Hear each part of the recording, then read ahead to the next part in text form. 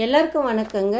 இன்றைக்கி வந்து எங்கள் சிஸ்டர்ஸ் கிச்சனில் தேங்காய் இல்லாத சட்னி தாங்க. என்கிட்ட தேங்காய் இல்லை, அப்புறம் நானாக சிந்திச்சு ஒரு சட்னி அரைச்சேங்க. 2 வெங்காயம் எடுத்துக்கிட்டேன், 5 காஞ்ச மிளகாய், ஒரு பெரிய சைஸ் துண்டு இஞ்சி, உடச்சக்கல்ல 50 கிராம், புளி வந்து ஒரு ரசம் அளவுக்கு எடுத்துக்கங்க. இதுதான் இதுக்கு அளவு.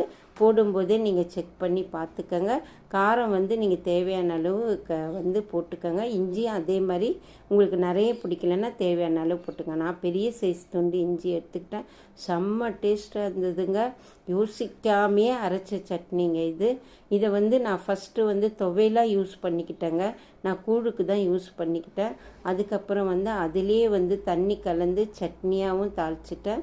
அது உங்களுக்கு காமிக்க முடியல, அவ்வளோ சூப்பராக இருந்துச்சுங்க.